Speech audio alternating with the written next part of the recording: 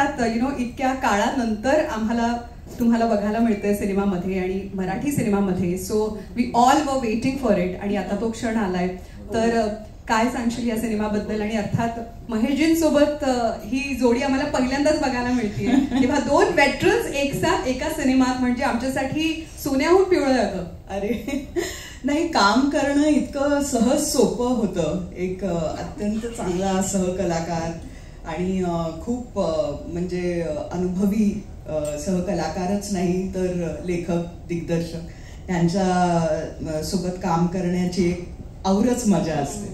त्यामुळे ते जे आम्ही दिवस एकत्र काढले, इनफॅक्ट सुबोध, सिद्धार्थ, अभिजित सगळेच कलाकार जे ह्या चित्रपटात लाभलेत ना, त्यांच्याबरोबर काम करण्याची इतकी म्हणजे एक सहज होती ती पूर्ण प्रोसेस.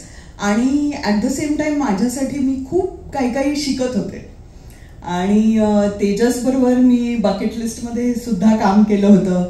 तेजस पहिल्या दिवशीच कुठलाही कलाकार सांगू शकतो की हा दिग्दर्शक चांगला आहे का वाईट आहे. एका क्षणात ऍक्च्युली पहिल्या शॉटच्या नंतरच मला कळलं की तेजसला पूर्णपणे माहिती आहे चित्रपट कसा बनवायचा आणि मनोरंजन कसं करायचं, लोकांचं विचार करायला प्रवृत्त करणारे चित्रपट सुद्धा कसे द्यायचे, हे सगळं तेजसला माहीत आहे पूर्णपणे.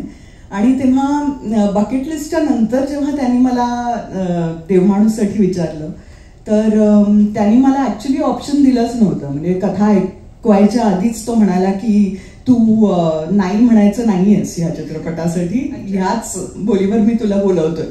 म्हटलं अरे पण काहीतरी ऐकवशील की नाही.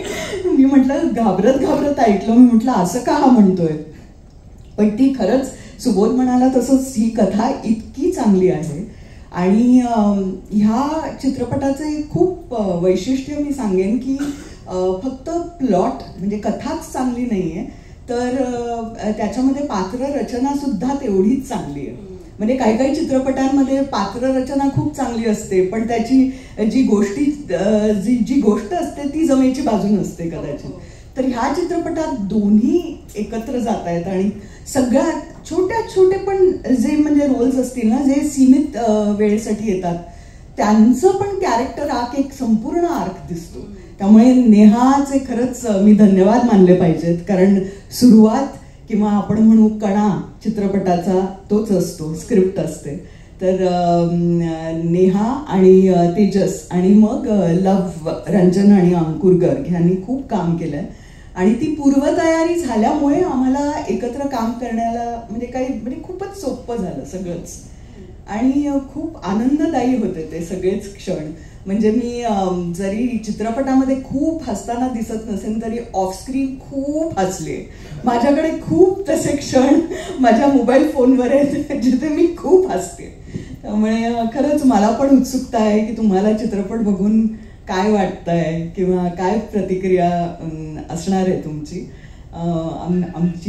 आम्ही पण उत्सुक आहोत. 25 एप्रिल आता आलेच मी करत आलीच आहे. अर्थात आलीच आहे. आणि आय एम शुअर की वन क्वेश्चन्स करताना आता कारण तू ऑलरेडी सांगितलंयस की तुझ्या फोनमध्ये बऱ्याच गोष्टी आहे म्हटल्यानंतर ऑफ स्क्रीन काय घडलं हे आम्हाला ऐकायचे आता होते. गॉसिप मी नाही सांगणार. अरे आम्ही का आलो तेवढे लांबून, तेच तर ऐकायला आलोय आम्ही. खरंच तुम्हा सगळ्यांचे खूप धन्यवाद. तुम्ही अगदी खरंच कुठून आला आहात आज आम्हाला भेटायला. आणि आम्हाला ऍक्च्युली तशी संधी मिळत नाही कारण सगळीकडे आम्ही पोचू शकत नाही कुठल्याही चित्रपटाच्या प्रमोशनसाठी. त्यामुळे खूपच छान झालंय हे आज हे जे आयोजन केलेलं आहे. त्यामुळे आम्ही तुम्हा सगळ्यांना भेटू शकतोय. तर खूप धन्यवाद तुमचे. थँक्यू.